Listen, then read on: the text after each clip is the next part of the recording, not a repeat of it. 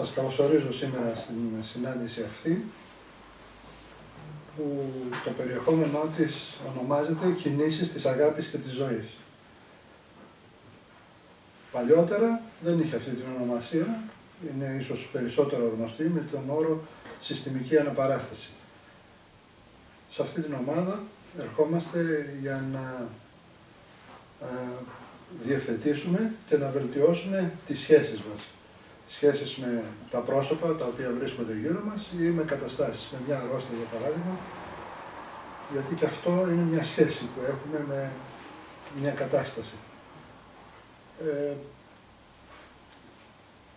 Θα σας πω λίγα εισαγωγικά για να αντιληφθείτε πώς δουλεύει όλη αυτή η διαδικασία και τι κάνουμε εδώ για να βελτιώσουμε τις σχέσεις. Καταρχάς,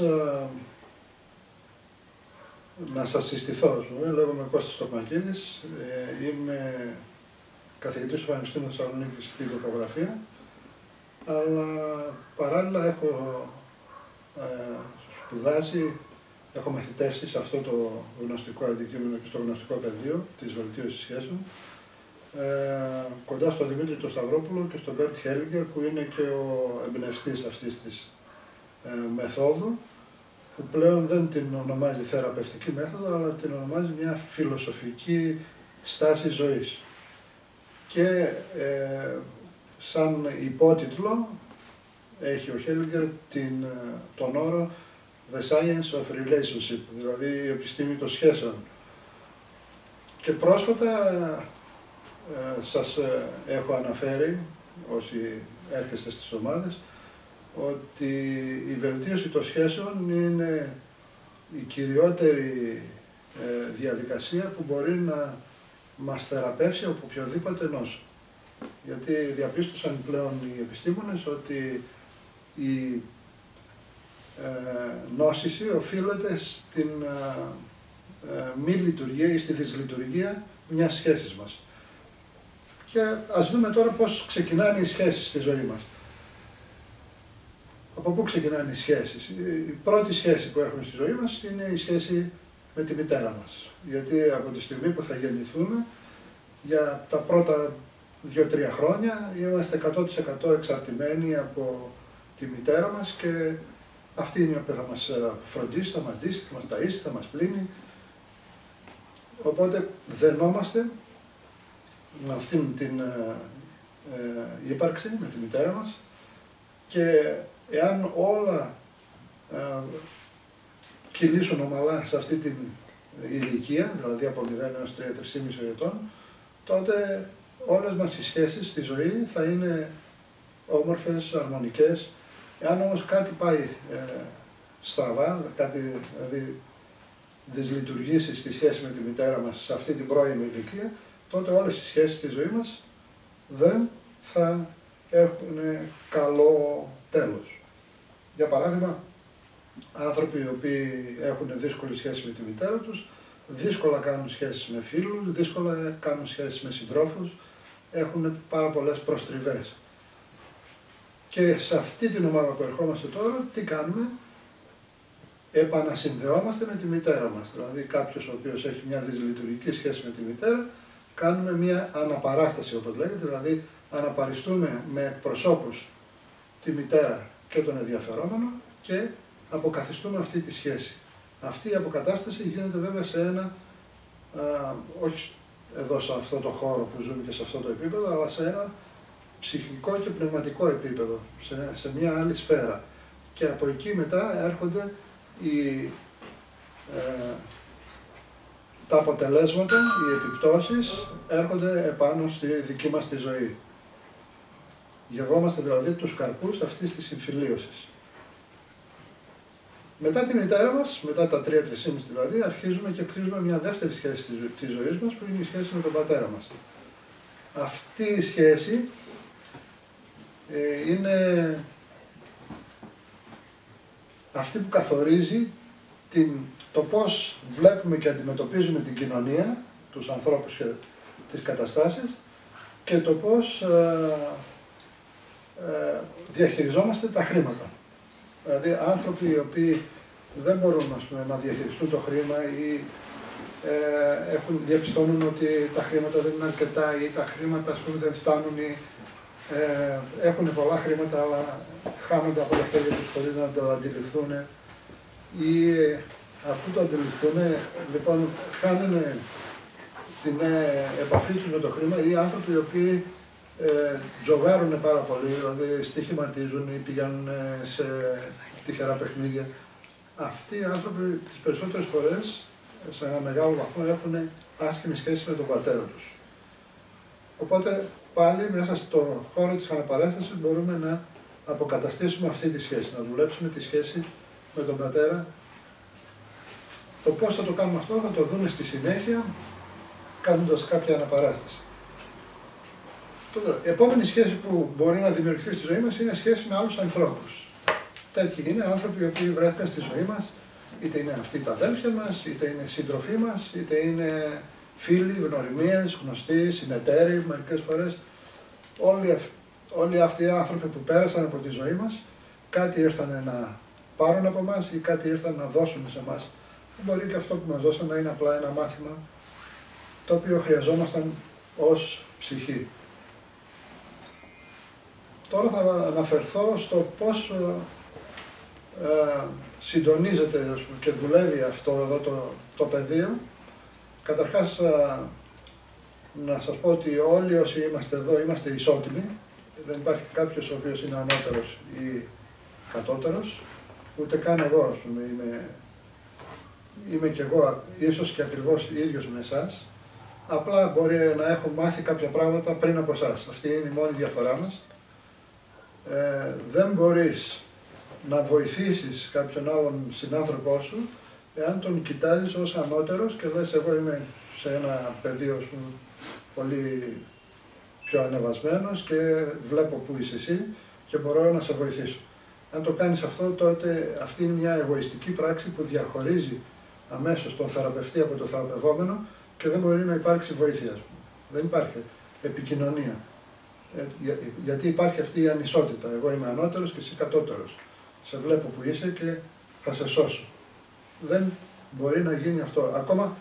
Ακόμα και στους γιατρούς μπορεί να ισχύει αυτό. Δηλαδή, αν ένας γιατρός τον βλέπει τον άλλον παρακατιανό και του λέει ότι ναι, ξέρω, και του κοιτάει αφιψηλού, πολλές φορές δεν μπορεί να έχει επιρροή και επίδραση πάνω στη θεραπεία του ασθενούς. Άρα, ως ισότιμοι τι κάνουμε? Απλά για να λειτουργήσει η αναπαράσταση, χρησιμοποιώ την αγάπη όλων όσων βρίσκεστε εδώ. Όλοι μας έχουμε αγάπη. Και θα μου πείτε πού το ξέρεις ότι όλοι μας έχουμε αγάπη? Γιατί όλοι μας έχουμε περάσει από την παιδική ηλικία, ας πούμε. Υπήρξαμε παιδιά. Τα παιδιά είναι η προσωποποίηση της αγάπης. Κυρίως όταν γεννηθούν, τα πρώτα χρόνια της ζωής τους, είναι η επέκταση της αγάπης του πατέρα τους και της μητέρας τους. Και σαν τέτοια, μέσα στο σπίτι, όταν έχετε ένα παιδί, ας πούμε ένα μωρό, και σας χαμογελάσει, έχετε ξεχάσει όλα τα προβλήματα και την κρίση και τα πάντα. Γιατί είναι η προσωποποίηση της αγάπης, σας μεταδίδει με το βλέμμα του, με τη ματιά του, με το χαμόγελό του αυτή την αίσθηση και νιώθετε εφορία, νιώθετε καλά, νιώθετε ότι όλα είναι τέλεια. Έτσι. Τώρα τι συμβαίνει, ας πούμε, μεγαλώνοντας το παιδί και κυρίως, ας πούμε, μετά τα 6, αρχίζει πλέον σιγά σιγά να αποβάλει αγάπη, γιατί κτίζει την προσωπικότητά του, κτίζει το εγώ. Και αυτά τα δύο είναι αντιστρόφως ανάλογα. Δηλαδή, όσο αυξάνεται η προσωπικότητα, το εγώ, τόσο ταπεινώνεται η αγάπη που ήμασταν. Όσο αυξάνεται η αγάπη, τόσο ταπεινώνεται το εγώ. Αλλά για να αρχίσει να ξαναυξάνεται η αγάπη, πρέπει να φτάσουμε σε κάποιο ενήλικο κομμάτι, δηλαδή να έχουμε ενηλικιωθεί, να το φιλοσοφήσουμε λίγο και να θυμηθούμε, ας πούμε, την αγάπη που είχαμε και την ηρεμία όταν ήμασταν παιδιά και να πούμε ότι τώρα είμαστε έτοιμοι να ξαναεπιστρέψουμε στην αγάπη, να ξαναγίνουμε παιδιά. Ο Χριστός είχε πει πρέπει να γίνετε σαν τα παιδιά. Τι εννοούσε? Πρέπει να ξαναγίνουμε η αγάπη που είμαστε. Και αυτό εδώ κατά κάποιο τρόπο το επιτυχάνουμε την ώρα της αναπαράστασης. Πώς? Όπως σας είπα, χρησιμοποιώντας την αγάπη όλων σας σας ανεβάζω σε αυτό το ψυχοπνευματικό επίπεδο. Ανεβαίνουμε δηλαδή σε ένα ανώτερο επίπεδο, όπου εκεί δεν υπάρχει η χωριστότητα του κάθε ένα από εμάς. Δηλαδή, στο επίπεδο που βρισκόμαστε αυτή τη στιγμή, εγώ είμαι εδώ και εσείς είστε ο καθένας εκεί που κάθεστε. Αλλά στο επίπεδο το πνευματικό δεν υπάρχουν όρια. Δηλαδή δεν υπάρχει κάπου που σταματάω εγώ και αρχίζει η Μαρία ή αρχίζει, ξέρω, η Κική. Έτσι. Εκεί είμαστε όλοι ένα. Είμαστε όλοι μια ενότητα. Και ακριβώς επειδή ανεβαίνουν σε αυτό το επίπεδο της ενότητας, γι' αυτό οι εκπρόσωποι μπορούν να αρχίσουν να νιώθουν ή να αντιδρούν, να μιλάνε, έτσι όμως ακριβώς όπως αυτός το πρόσωπο που εκπροσωπούν ή αυτή η κατάσταση που εκπροσωπούν. Έτσι συνδέονται, γιατί όλους, όπως σας είπα, σας ανεβάζω σε εκείνο το επίπεδο. Θα μου πείτε, εσύ το κάνεις? Όχι, ούτε εγώ το κάνω. Μην νομίζετε ότι είμαι κάποιος υπεράνθρωπος. Ποιος το κάνει? Το κάνει η ίδια εκείνη δύναμη η οποία μας φέρνει στη ζωή και μας κινεί. Είναι ένας, ο Αριστοτέλης το ονομάζει νους, στο περί ψυχής, το σύγγραμμά του, και λέει ο ίδιος είναι αγέννητος και γεννάει τα πάντα και είναι ακίνητος και κινεί τα πάντα. Αυτός λοιπόν ο νους μας παίρνει στην αγκαλιά του, ας πούμε, και μας πηγαίνει σε εκείνο το επίπεδο. Και γιατί συμβαίνει αυτό? Γιατί έρχεται κάποιος συνάνθρωπός μας, ο οποίος έχει ένα αίτημα, έχει ένα πρόβλημα που τον απασχολεί, ας πούμε. Έχει κάτι μέσα στην ψυχή του που θέλει να δει, ας πούμε, γιατί συμβαίνει αυτό. Και τις περισσότερες φορές αυτό δεν μπορούμε να το αντιληφθούμε ή να το δούμε με τη λογική μας, με τα μάτια μας, με τις αισθήσεις μας, γιατί είναι πέρα από τις αισθήσεις μας, είναι στον κόσμο, όπως σας είπα, της ψυχής και του πνεύματος. Και αυτό το εμπιστευόμενοι αυτόν τον νου, ο οποίος μας δημιουργεί και μας κινεί, γι' αυτό το μπορούμε να φτάσουμε σε αυτό το επίπεδο και να αρχίσουμε να βλέπουμε πράγματα τα οποία δεν ξέραμε. Μπορεί να φτάσουμε να πάμε ακόμα και προς τα πίσω στις γενιές και να δούμε τι είχε συμβεί, ξέρω εγώ, στη γιαγιά μας, στον παππού μας, ακόμα και στην προγιαγιά μας, στον προπαππού μας. Κάποια γεγονός ή κάποια κατάσταση η οποία μπορεί να επηρεάζει άμεσα τη δική μας συμπεριφορά, τη δική μας ζωή. Έτσι, αυτό που κάνουμε σαν αναπαράσταση, ή μάλλον το αποτέλεσμα της αναπαράστασης, είναι να ξαναενώσει ό,τι είχε χωριστεί στο παρελθόν για οποιοδήποτε λόγο και αιτία. Αν δηλαδή δύο ψυχές, ας πούμε, στο σόι μου, μαλώσαν, ας πούμε, και δεν ήθελε να δει ο ένας τον άλλον. Έτσι, και αυτό εδώ υπάρχει σαν πληροφορία στη μνήμη της οικογένειάς μου, στη συλλογική μνήμη της οικογένειάς μου. Και εγώ, έχοντας μια ευαίσθητη, ας πούμε, ψυχή, συνδέομαι, ας πούμε, με αυτό και παίρνοντας πληροφορίες αρχίζω και αντιδρώ ή εκφράζομαι μερικές φορές σαν να εκπροσωπώ κάποιον από αυτούς τους μαλωμένους. Δηλαδή, τη μια μπορεί να είμαι αυτός που υπέστη, ας πούμε, το θύμα, την άλλη μπορεί να είμαι ο δράστης. Όταν συμβεί αυτό εδώ μέσα μου, τότε εγώ παρουσιάζω μια αλλοπρόσωπη συμπεριφορά. Γιατί τη μια είμαι ο ένας, τη μια είμαι ο άλλος, και μερικές φορές αυτά τα άτομα δεν ξέρουν καν ποιος είναι. Και μπορεί να οδηγηθούν σε καταστάσεις ακόμα και ανεξάρτητες, δηλαδή σε σχιζοφρένειες, σε επιληπτικές καταστάσεις, σε αυτιστικά σύνδρομα, σε διάφορα, ας πούμε, έτσι, ακραία φαινόμενα, γιατί ακριβώς δεν ξέρουν τι έχει συμβεί, δεν μπορούν να το αναγνώσουν ως εγκέφαλοι, ως νοές, ως πρόσωπα, δεν μπορούν να δουν τι έχει γίνει στο παρελθόν. Και αυτή είναι η μεγάλη ευλογία αυτής της διαδικασίας, της συστημικής, όπου μπορούμε να δούμε, ας πούμε, τι έχει οδηγήσει στην εμπλοκή που αυτή τη στιγμή ζούμε, ας πούμε, και βιώνουμε, και να μας απελευθερώσει. Γιατί μας απελευθερώνει? Γιατί η ψυχή μας δεν έχει την ιδιότητα του νου. Ο νους, όταν δει κάτι, θέλει να ξέρει τι ήταν αυτό, τι ήταν εκείνο, γιατί αυτός είπε έτσι, ποιος ήταν εκείνος, ποιος ήταν αυτός. Θέλει να ερμηνεύσει, θέλει να έχει όλες τις απαντήσεις. Έτσι, ενώ η ψυχή δεν το χρειάζεται αυτό. Η ψυχή, όταν αντιληφθεί ότι αυτό δεν είναι δικό μου, είναι της γιαγιάς μου. Αμέσως απελευθερώνεται. Καταλαβαίνει ότι δεν είναι δικό μου, δεν χρειάζεται να το κουβαλάω. Τι είναι αρκετό? Αρκετό είναι που αυτή η ψυχή, με την ευαισθησία της, με την αγάπη της, το έφερε στο φως. Και όταν το φέρνει στο φως, τότε εμείς ξαναπαίρνουμε στην καρδιά μας αυτούς τους οποίους είχαμε ξεχάσει, είχαμε απορρίψει. Έτσι. Να σας πω ένα παράδειγμα εδώ.